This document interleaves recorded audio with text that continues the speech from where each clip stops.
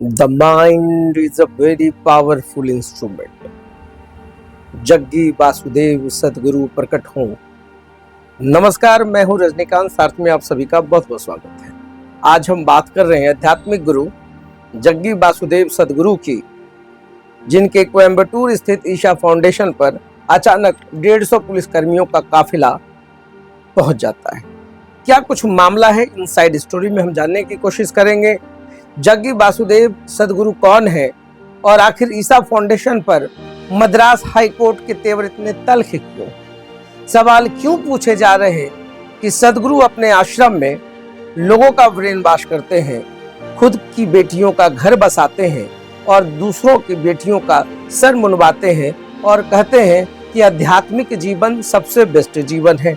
Madras high court bar बार यही पूछना चाह रही है, यही जानना चाह रही है कि अध्यात्म के नाम पर जिस तरीके से लोगों को ईशा फाउंडेशन में रखा जाता है, कहीं उनके साथ जाति तो नहीं होती है? क्या उनका ब्रेन वॉश करके घर से दूर तो नहीं किया जाता है? और ये सब कुछ चल रहा है और ऐसा क्यों हुआ? अचानक पुलिसकर्मियों को आश्रम क्यों पहुंचना पड़ा? तो रिटायर्ड प्रोफेसर हैं डॉक्टर एस कामराज, इन्होंने एक याचिका दायर की और कहा कि उनकी दोनों बेटियों को ईशा फाउंडेशन में बंदी बनाकर रखा गया है। और बंदी क्यों बनाया गया, लोगों से संपर्क क्यों हटाया गया, इन तमाम चीजों पर बात जारी थी। और इसके बाद मद्रास हाई कोर्ट के कहने के बाद पुलिसकर्मी और बड़े बड़े अधिकारी ईशा फाउंडेशन के आश्रम में पहुंचते हैं और जांच शुरू करते हैं। हालांकि मद्रास हाई कोर्ट के सामने दोनों बेटियों ने कहा है कि वो अपनी इच्छा से रह रही हैं। डॉक्टर एस कामराज की दोनों बेटियां हैं जिन्होंने कहा है कि उनके साथ कोई प्रेशर नहीं है, वो आराम से वहां पर रह रही हैं और उन्होंने अपनी मर्जी से आश्रम को चुना है, अध्यात्म के जीवन को चुना है। और सबसे बड़ी बात है कि गीता कामराज और लता कामराज ये दोनों बहनें, गीता कामराज बड़ी हैं, लता कामराज छोटी है। गीता कामराज यूके से उन्होंने पीजी की कोर्स की पढ़ाई की और उसके बाद 2008 में संभवतः उन्होंने अपने पति को तलाक दे दिया और उसके बाद ईशा फाउंडेशन में जुड़ गई।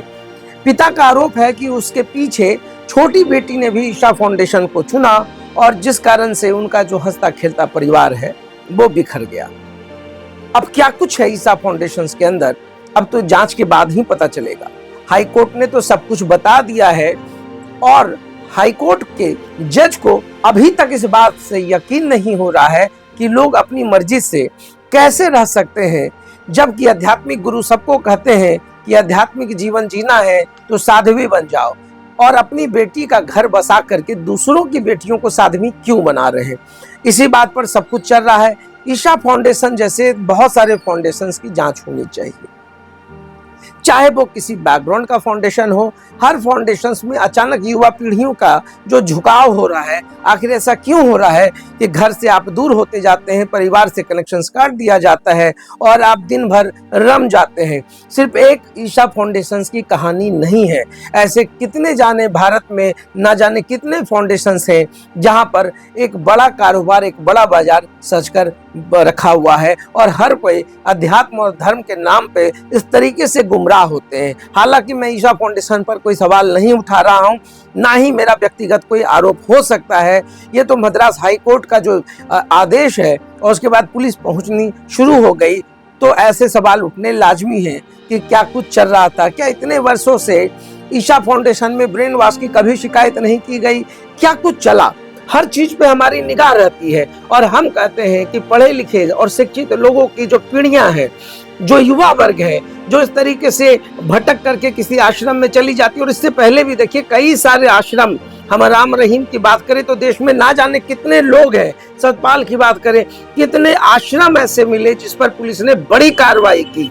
मैं यह नहीं कहता हूं कि सभी आश्रमों के तरह ईशा फाउंडेशन भी चल रहा होगा, मगर इसमें अधिकांश आश्रमों पर पुलिस ने कार्रवाई की, उनके जो तथाकथित गुरु थे उनको गिरफ्तार कर जेल भेजा और अधिकांश के ऊपर यौन शोषण का ही आरोप लगा। अध्यात्म का अर्थ है अपने आप को जान लेना। अध्यात्म का अर्थ यह कहते ही नहीं है कि आप वैराग जीवन में चले जाए।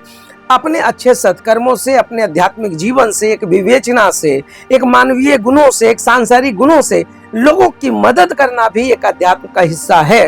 तो क्यों ना सांसारिक जीवन में रहते हुए आध्यात्मिक विचारों से और मानवीय विचारों से समाज से भी आप कर सकते हैं, और बिल्कुल करना चाहिए। तो ऐसे बाबाओं के चक्कर में जिन्होंने अपना पूरा घर बसा रखा है और आपको कहते हैं कि आप साध्वी हो जाओ, आपको कहते हैं कि साधक हो जाओ, ये कैसा न्याय है और ये किस अध्यात्म के नाम पर लोगों को गुमराह किया जाता है। सवाल तो अगर कोई भी शिक्षित व्यक्ति होगा तो यह जरूर पूछेगा कि अपने संतानों को खुशी दे करके और दूसरों की संतानों को घर से दूर रख करके ये कौन सा अध्यात्म का पाठ पूरे देश में पढ़ाया जा रहा है। और अंग्रेजी के काफी मास्टर हैं, ईशा फाउंडेशन के सदगुरु विदेशों में भी जाते हैं, उनका प्रवचन है, वो बहुत सारी बातें करते हैं, अध्यात्म की भी बात करते हैं, सांसारिक जीवन की भी बात करते हैं। और ऐसे में बहुत सारे गुरुओं का जो उपचार पुलिस ने किया है उस पर भी निगाह है।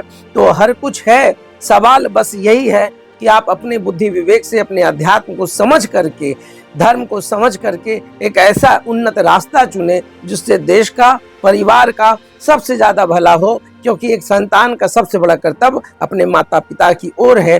और जैसा भारत में ये ट्रेंड्स है, राजनेता से लेकर हर कोई ऐसे आश्रमों में पहुंचते हैं, अपना वोट बैंक सेट करते हैं, मगर यह भूल जाते हैं कि ये वही नेता हैं जिनके बच्चे विदेश में होते हैं, मगर वो देश की जनता से चाहते हैं भी सड़कों पर उतरे, पत्थर चलाए, उन पर केस दर्ज हो, वो जेल जाए, मगर सबका बेटा बाहर फॉरेन में पढ़ता रहे, कभी कोई दिक्कतें ना हो।